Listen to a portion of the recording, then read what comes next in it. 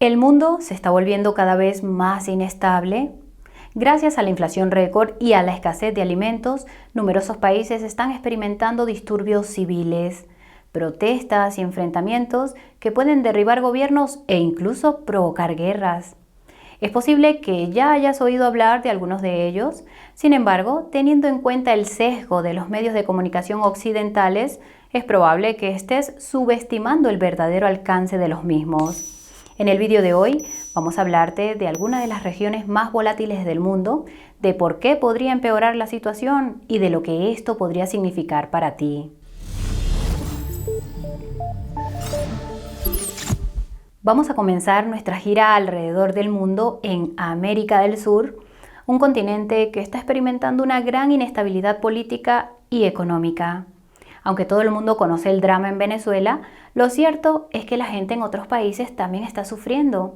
Tal vez uno de los casos más notables sea el de Perú, donde desde hace meses hay protestas en contra de la altísima inflación. Son especialmente graves los casos del precio del combustible y de los fertilizantes que se han visto afectados por las sanciones impuestas a Rusia. El elevado precio de los fertilizantes es el punto más preocupante, ya que se trata de un recurso fundamental para la producción de alimentos. Además, dado que los alimentos deben ser transportados a las ciudades desde las granjas, se necesita combustible, otro recurso cuyo precio está subiendo. Naturalmente, estas condiciones económicas no son óptimas para los gobernantes. Pedro Castillo, el líder socialista de Perú, ha visto cómo sus índices de popularidad caen en picado.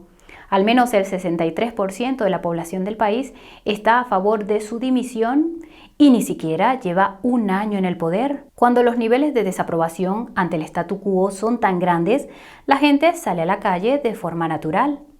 Las protestas en la capital se agravaron tanto que el presidente tuvo que declarar el estado de emergencia y aplicar el toque de queda. Finalmente se volvieron mortales y al menos 6 personas perdieron la vida en los disturbios. Estas protestas no tuvieron lugar solo en las zonas urbanas. En las zonas rurales, los agricultores y los trabajadores del campo bloquearon las carreteras y los accesos a las principales ciudades. Al final tuvieron que llamar a los militares para que despejaran las carreteras. En un intento de sofocar las protestas, el presidente socialista presentó una enmienda constitucional que prohibía, citamos, los monopolios, los oligopolios, el acaparamiento, la especulación o los acuerdos de precios, así como el abuso de posiciones dominantes en el mercado. Sin embargo, poco después de que se aprobara la enmienda, las protestas continuaron e incluso dejaron varados a los turistas en algunas de las regiones más visitadas. El turismo es una importante fuente de ingresos en el país y las protestas perjudicaron aún más a un sector ya de por sí muy afectado por las restricciones de la pandemia. De acuerdo, hasta aquí lo que queríamos comentar sobre Perú. El siguiente país de nuestra lista es Argentina.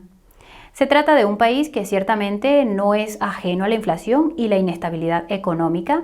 No obstante, las cosas han empeorado considerablemente durante los últimos meses. La tasa de inflación anual está superando el 70%. Sí, un 7 seguido de un 0. Todo ello está ocurriendo mientras el valor del peso argentino se está desplomando. Estos efectos combinados han empobrecido considerablemente a los ciudadanos y el país ha visto crecer la población en situación de pobreza hasta superar el 40% del total. Los alimentos vuelven a ser el mayor motor de la inflación con un aumento intermensual de casi el 10%. Afortunadamente para Argentina, el país encontró un salvador en el FMI a principios de año. Aquellos que no conozcan el modus operandi de este usurero global pueden ver nuestro vídeo al respecto que estará enlazado en la descripción. El FMI llegó a un acuerdo con Argentina para concederle un préstamo de 45.000 millones de dólares que según el gobierno era necesario para evitar el impago de la deuda. Préstamo que vino con algunas condiciones bastante draconianas. Por ejemplo, exigía que el país recortara el gasto fiscal y eliminara las subvenciones a la energía, precisamente en un momento en que nos enfrentamos a una crisis energética mundial. Esto provocó protestas en contra del FMI dentro del país, con la gente saliendo a la calle y quemando banderas de esta institución. Sin duda, el recuerdo de las anteriores políticas del FMI les ha dejado un sabor amargo. De hecho, las protestas no han hecho más que intensificarse y no se ven signos de que vaya a disminuir. Dicho esto, continuemos con nuestra vuelta alrededor del mundo y viajemos desde el sur de Sudamérica hasta Centroamérica, más concretamente a Panamá. Para ser un país de América Central, Panamá puede considerarse bastante estable económica y políticamente. Sin embargo, en julio de este año asistimos a las mayores protestas contra el gobierno en décadas. La gente salió a la calle para expresar sus quejas. Algunas de ellas estaban relacionadas con la corrupción, pero el tema más relevante era la elevada inflación y la crisis general del coste de la vida. Inicialmente comenzó como una protesta por parte de los profesores, pero finalmente se les unieron trabajadores de la construcción, estudiantes y miembros de grupos indígenas. Los manifestantes no solo levantaron barricadas de neumáticos ardiendo en Ciudad de Panamá, sino que también hicieron lo mismo en la carretera panamericana. Irónicamente, esto provocó una mayor escasez de alimentos y combustible en algunas zonas del país y también repercutió en el flujo de mercancías hacia el Canal de Panamá.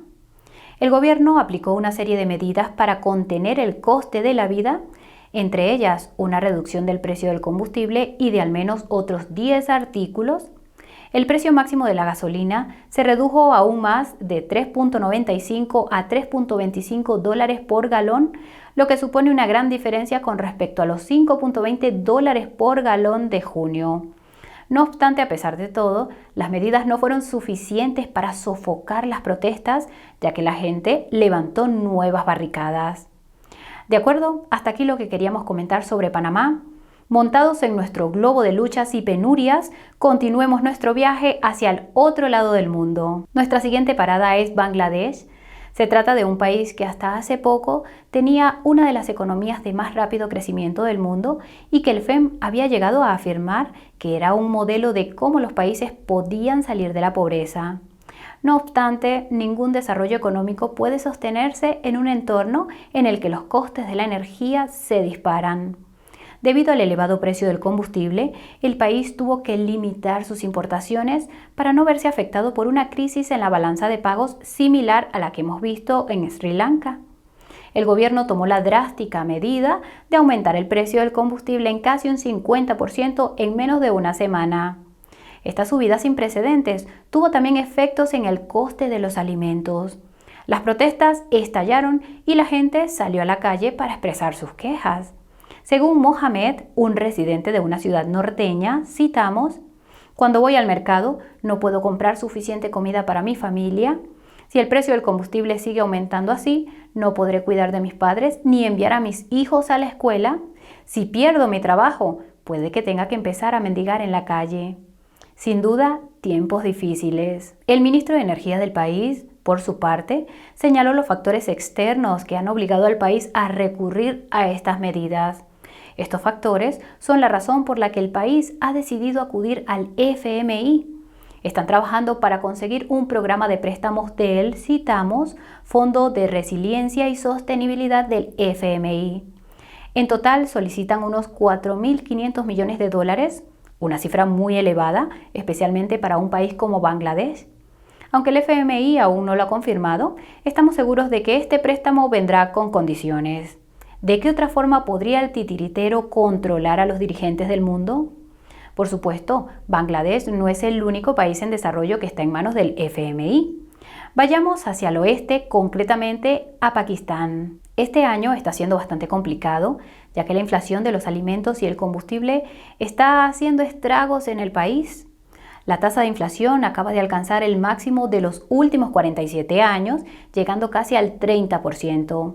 La inflación de los alimentos se situó en el 30%, mientras que el coste de transporte subió casi el 63%.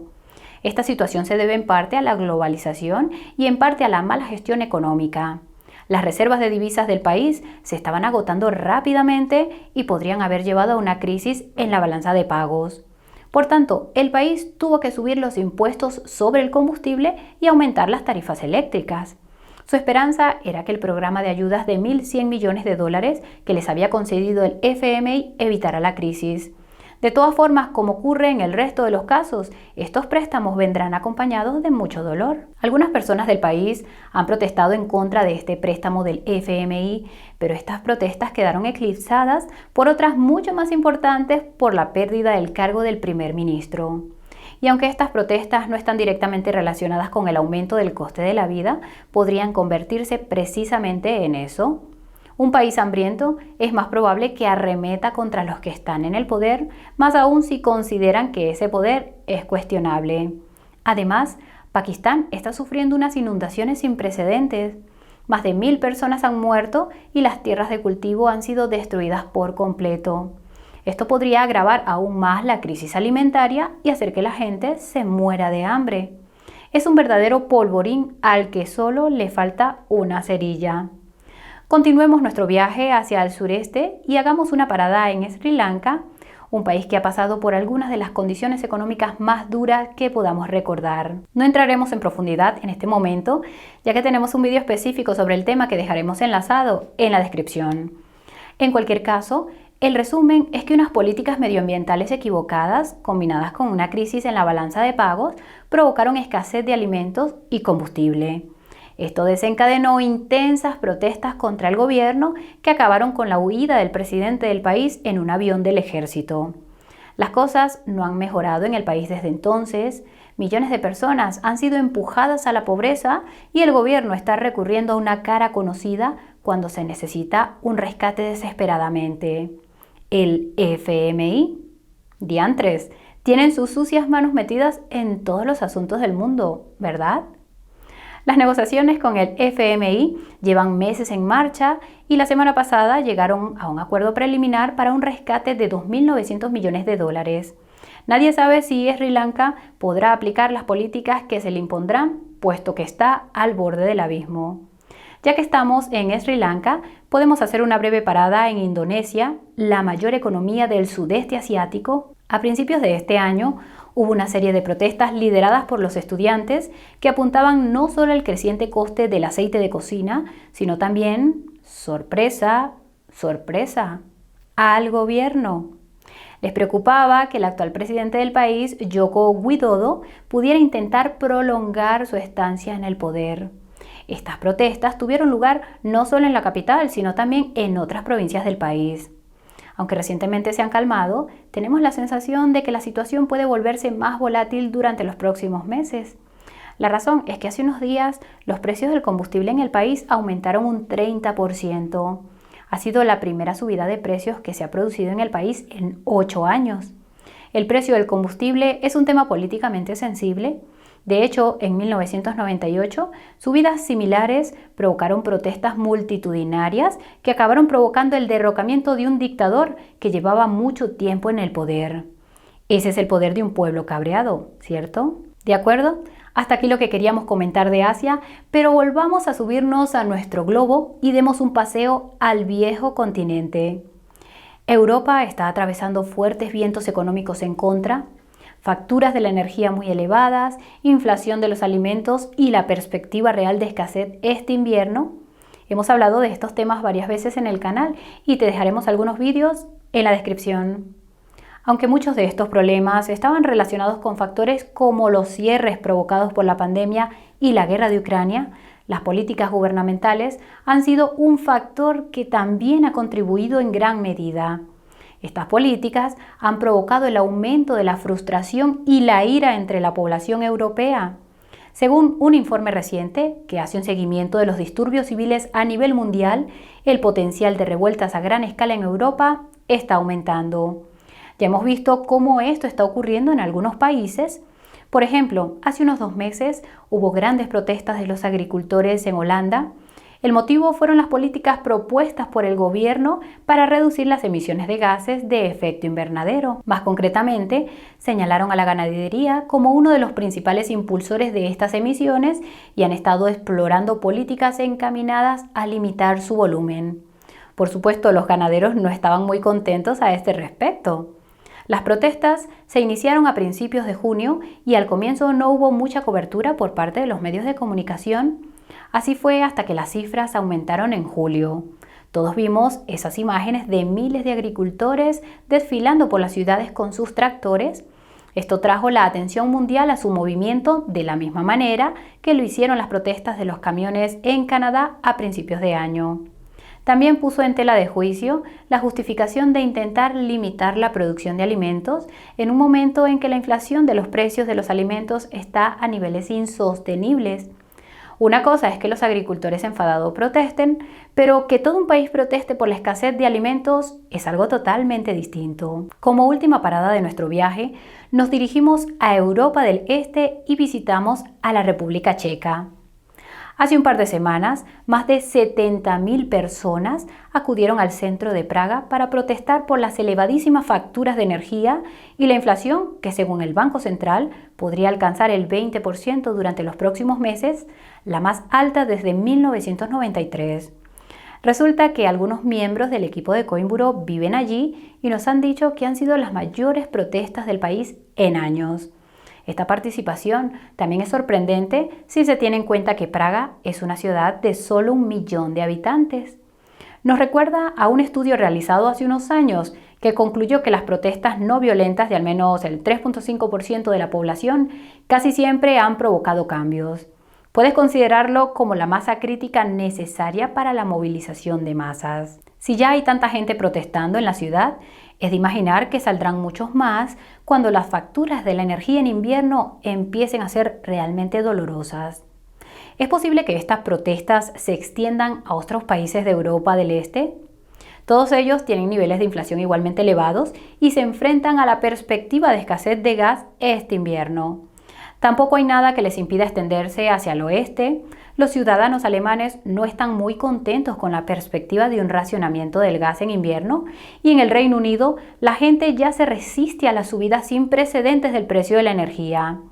Parece que a Europa le espera un, citamos, invierno del descontento. Los británicos entenderán a qué nos estamos refiriendo. Es hora de exponer algunas de nuestras reflexiones personales sobre el asunto.